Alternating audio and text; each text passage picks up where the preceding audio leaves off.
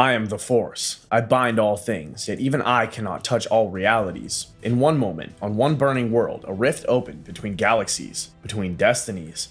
Watch now as the Chosen One falls not into darkness, but through it, into a prison of pure thought, where prophecies shatter and choice becomes the only power that matters. The volcanic rivers of Mustafar burned with an intensity that matched the hatred in Anakin Skywalker's remaining eye. His body, what was left of it, lay broken on the blackened shore, mere meters from the molten rock that had already claimed his legs and left arm.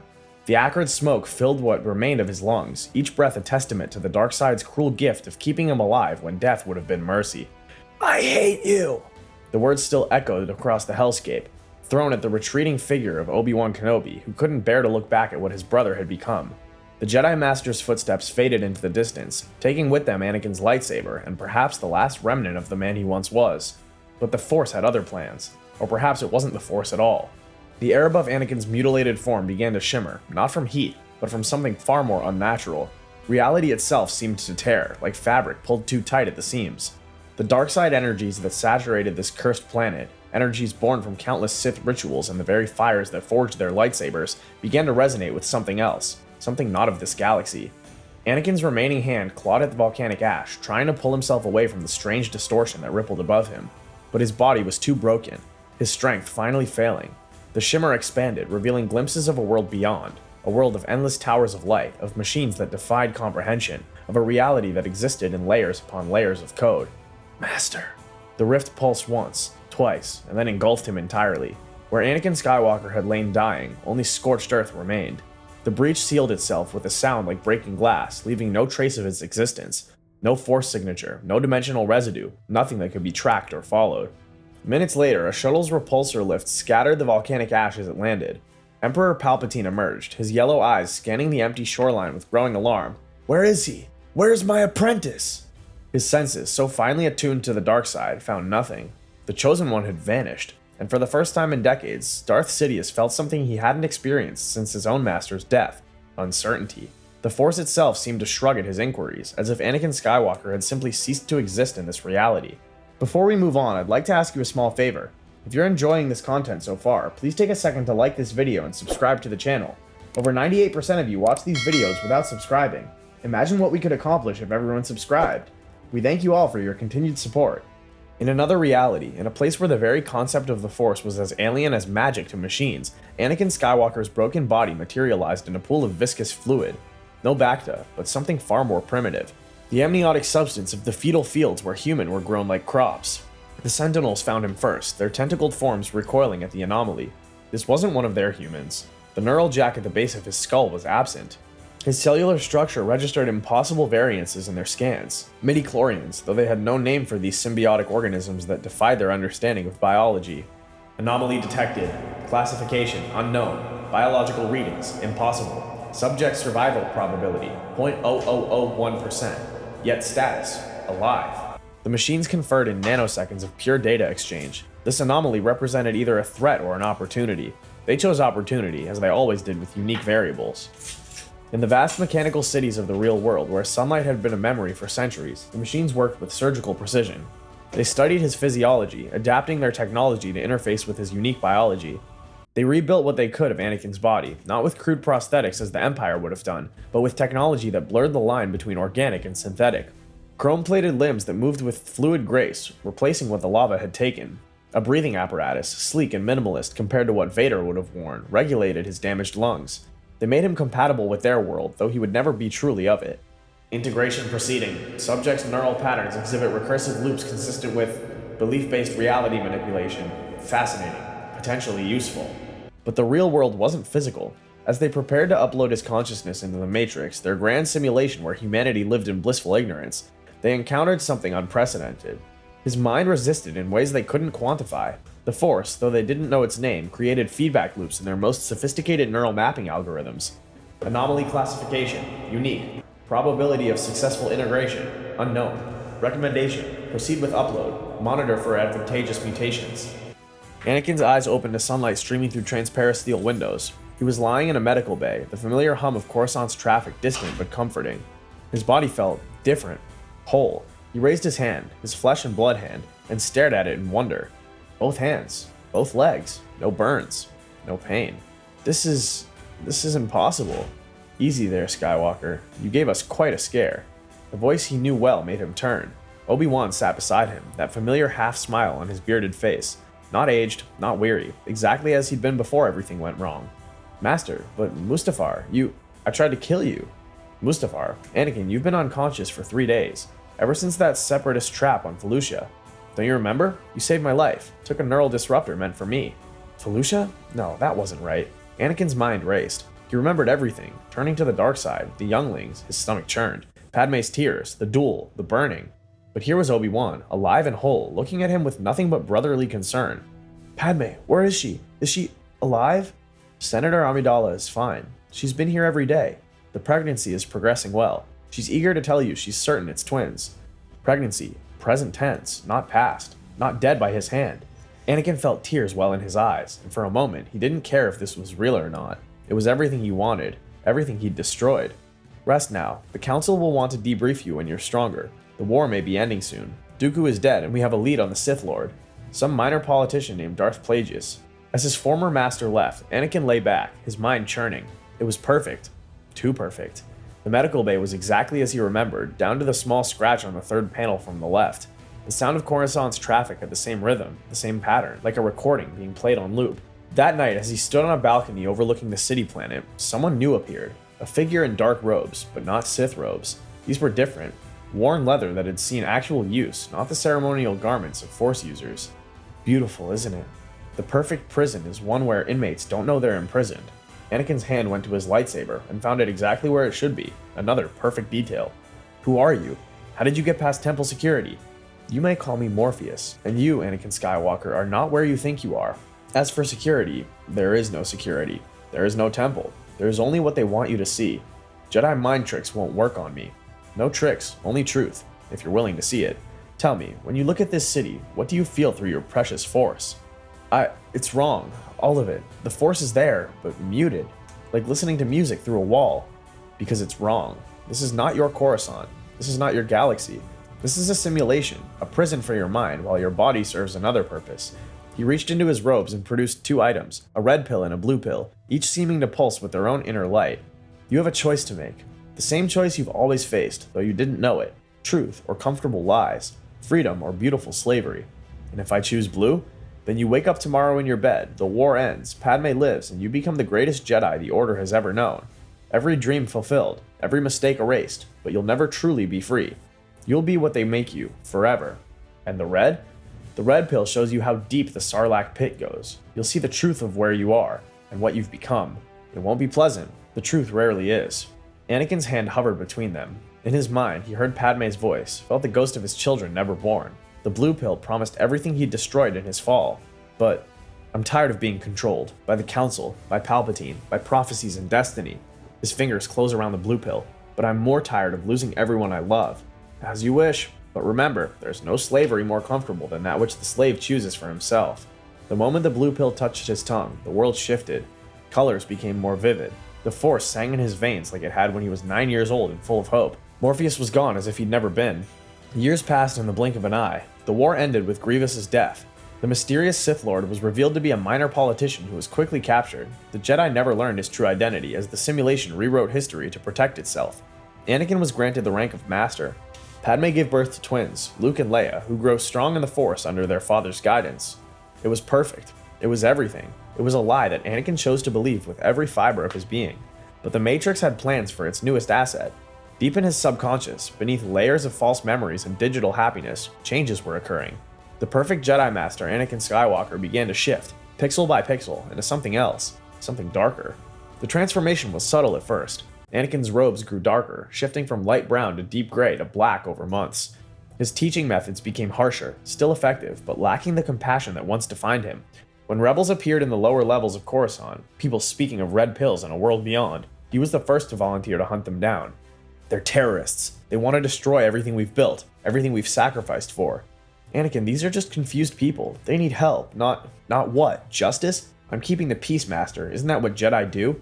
The Matrix gradually introduced his breathing apparatus, first as a meditation aid, then as necessary for damage from rebel chemical attacks, finally as a permanent fixture. His lightsaber's crystal corrupted during a mission, turning from blue to red. Each change came with a perfectly logical explanation, each accepted without question. The perfect simulation couldn't account for everything. In quiet moments, Anakin would see things: a woman in a red dress who looked like Padme but wrong, shadows that moved without sources, the same cat walking by twice. The glitches grew more frequent as his power in the Matrix expanded. Then came the night when he cornered a group of rebels in an abandoned docking bay. Their leader was young, maybe 25, with dark hair and an intensity that reminded Anakin of himself, if he'd grown up in a different world, made different choices. As Anakin's lightsaber hummed to life, now red, though he couldn't remember when it changed, the young man didn't run. "You're not supposed to be here. You're an anomaly, a virus from another system. I'm a Jedi Master. I bring order to chaos. You bring slavery, to yourself most of all. Look at what you've become. Look at what they've made you." For a moment, just a moment, Anakin saw himself reflected in the boy's eyes. Black robes that resembled armor, a breathing mask that had appeared gradually, so slowly he hadn't noticed, yellow eyes that burned with artificial hatred. He was Darth Vader. He had always been Darth Vader. The Matrix had simply given him a different stage. The battle was brief but devastating. Neo fought with an understanding of the Matrix's rules that let him bend reality, but Anakin, Vader, had the Force, which existed outside those rules. Their clash sent ripples through the simulation, causing entire city blocks to flicker and reset. You weren't born of code. You chose this prison, and you can choose to leave it. Neo escaped, but not before planting that seed of doubt that would grow in the darkness of Vader's mind. That night, Vader was pulled into a space between spaces, a white void that existed nowhere and everywhere within the Matrix. Waiting for him was an old woman, dark-skinned and knowing, sitting in a simple kitchen that materialized around them as he approached. "Cookies? I made them myself. Well, as much as anyone makes anything here. You're the Oracle, the one the rebels speak of. And you're lost. Lost between who you were, who you are, and who you could be. The machines think they control you, but we both know better. The Force doesn't exist here. Not really. What you have is something else. Something that breaks their rules. I serve order. I serve peace. You serve fear. Your own, most of all. Would you like to see something?" Before he could answer, the kitchen dissolved. They stood in a medical bay, not on Coruscant, but aboard a Star Destroyer. A young man lay on a table, mechanical breathing filling the air. Vader recognized the scene instantly. It was his own rebirth, but different. The figure on the table wore the black armor, but when he sat up and looked in the mirror, the face beneath was older, scarred, but recognizable. It was Luke, his son, grown and fallen. One possible future if you remain as you are. The cycles repeat. The chosen become the fallen. The sons become fathers. "No, I would never. I saved them. They're safe, happy. You already have, in your reality. In this one, the details change, but the pattern remains, unless you choose differently. I made my choice. The blue pill was a choice, yes, but not the last one. Never the last one, as long as you draw breath. The question is, are you brave enough to choose again?" The vision shattered. Vader found himself back in his quarters in the Jedi Temple that wasn't really the Jedi Temple. On his desk was a single red pill, glowing softly in the darkness. Morpheus found him at the same balcony where they'd first met. Years had passed inside the Matrix, but for Morpheus it had been mere days. Time flowed differently for those who knew the truth. "You've returned. I never left. I've been waiting for you to be ready. The question is, are you?" Vader finally faced him, and Morpheus saw what the Matrix had made of the Chosen One. A figure of power and terror, but also of profound sadness. The perfect enforcer, if not for the cracks showing through. Neo spoke of choice, but I've made nothing but wrong choices. I chose the dark side. I chose the blue pill. I chose comfort over truth. And yet here you are, still choosing. That's what makes you human, not the flesh you were born with or the code you've been wrapped in. The ability to choose again. Vader reached into his robes and produced the red pill the Oracle had left. It pulsed with warm light, promising pain and truth in equal measure. If I take this now, what happens? The same thing that always happens when someone sees the truth. The world you know ends, and the real work begins. For a long moment, Vader stood motionless. In the distance, speeders traced their predetermined paths through Coruscant's skyline. Somewhere in this simulated city, a false Padme tucked false children into bed. Everything he'd wanted, everything he'd destroyed himself to achieve, was here for the taking. I've lived in chains all my life, first as a slave, then to the Jedi Code, then to Palpatine, now to this. Perhaps it's time to see what freedom actually looks like. He swallowed the pill. The effect was immediate and catastrophic. The Matrix convulsed around him as his consciousness began to reject the simulation. Buildings flickered between their pristine facades and the broken code beneath. The false code that had sustained him here sputtered and died, replaced by something rawer, more real. What's happening to me? You're waking up. The machines will try to stop you. They've invested too much in you to let you go easily. As if summoned by his words, agents materialized around them. Not the standard models, but something new. They moved with lightsaber precision. Their code adapted to counter force techniques, but they hadn't counted on one thing. Anakin Skywalker's greatest strength had never been his power. It was his ability to survive against all odds. The battle raged across multiple levels of the Matrix. Vader fought with everything he had, his style evolving moment by moment as he shed the restrictions of both Jedi and Sith dogma. Morpheus moved beside him, two warriors from different worlds united in purpose. Then Neo arrived. You came to the moment of choice. I knew you would. You knew? I hoped. Hope and knowledge aren't the same thing. Another lesson about choice. Together, they fought through waves of agents, each victory bringing Vader closer to true awakening. But the machines had one last gambit. The simulation shifted, and suddenly they stood on Mustafar again. The lava rivers burned, the air choked with ash. And there, lightsaber in hand, stood Obi-Wan Kenobi. You can't leave, Anakin. This is where you belong. In your failure, in your pain. You're not real. You're not him. Real enough to remind you what happens when you reach for freedom. You fall, you burn, you lose everything. They dueled across the same platforms where Anakin had lost his limbs and his soul. Every move was perfect, every counter exactly as it had been. The Matrix was forcing him to relive his greatest failure, to choose slavery over that pain. But something was different this time. As their blades locked, Vader saw Neo in his peripheral vision, standing calmly despite the chaos. Not fighting, not defending, simply existing in a state of perfect choice. Understanding flooded through him. The battle wasn't about winning. It had never been about winning. Vader deactivated his lightsaber. What are you doing? Fight me! Fight me! No, I've spent my whole life fighting. Fighting destiny. Fighting my masters. Fighting myself. I'm done fighting. Obi-Wan's blade swept toward his neck, and Vader didn't move. Didn't defend. Simply stood there, arms spread, accepting whatever came. The blade passed through him harmlessly, the entire construct revealed as the illusion it was. The only power they have is the power I give them, and I give them nothing. Not anymore. Mustafar dissolved. Obi-Wan faded. The Matrix itself began to unravel around them as Anakin Skywalker, finally, truly chose freedom. The awakening was agony. Every nerve ending screamed as he was ejected from the pod that held him. The real world was cold, dark, and machine-filled, nothing like the Golden Towers of Coruscant. His rebuilt body, the chrome limbs the machine had given him, moved stiffly after years of inactivity. Welcome to the desert of the real. It's horrible. It's true. That's all that matters. Recovery was slow, without the Force, for it didn't exist in this reality. Anakin had to relearn everything. How to move, how to fight, how to exist without the power that had defined him since childhood. But there was something liberating in that weakness. For the first time in his life, his worth wasn't measured by his midi-chlorian count or his destiny. He was just a man, broken but healing, learning to stand on his own. Neo visited often during those early days. They would sit in the mess hall of the Nebuchadnezzar, sharing stories of their different prisons. The prophecy said I was the chosen one, destined to bring balance to the Force. Instead, I destroyed everything. Prophecies are just another form of control, someone else deciding your path before you take the first step. The real question is, what do you choose now? I don't know. For the first time in my life, I truly don't know. And that's terrifying. And liberating. Welcome to free will, Anakin. It's scarier than any Sith Lord. It took months before Anakin was ready to jack back into the Matrix. When he did, he was different. No lightsaber, no force powers, just knowledge and the hard-won wisdom of someone who had fallen as far as possible and chosen to climb back up. He became a new kind of warrior in the Resistance. Not the most powerful, that was Neo's role.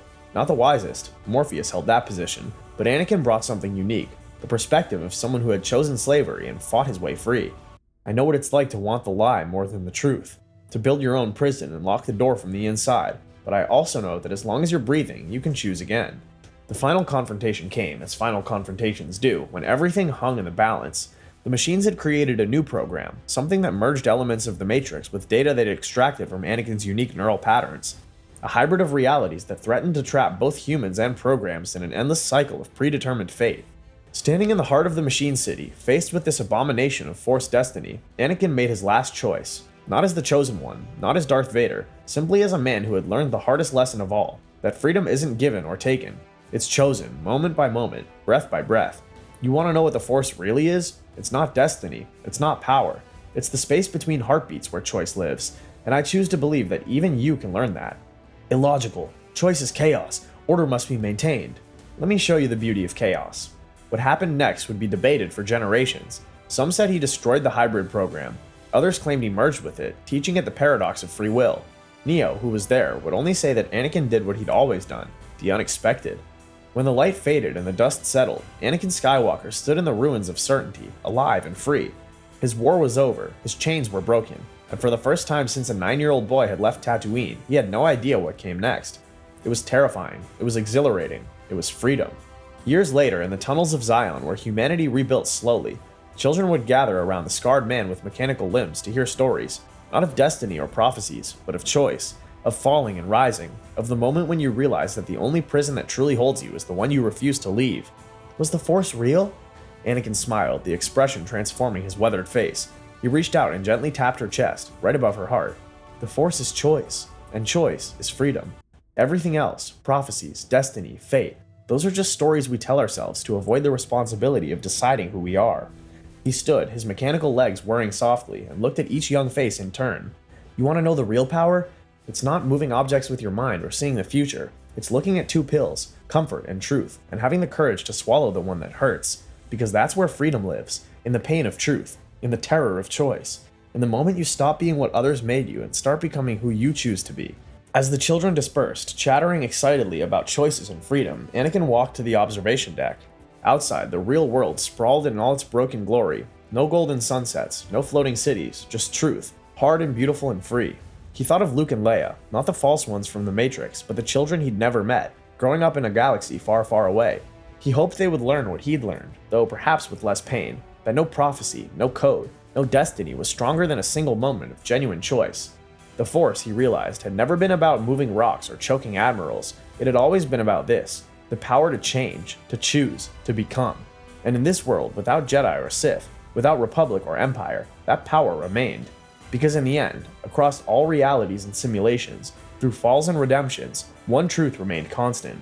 There's no cage stronger than the one we build for ourselves, and no key more powerful than the choice to be free. If you enjoyed this journey into the shadows of what might have been, remember to hit that subscribe button and join us for more explorations of the infinite possibilities within that galaxy far, far away. May the Force be with you, always.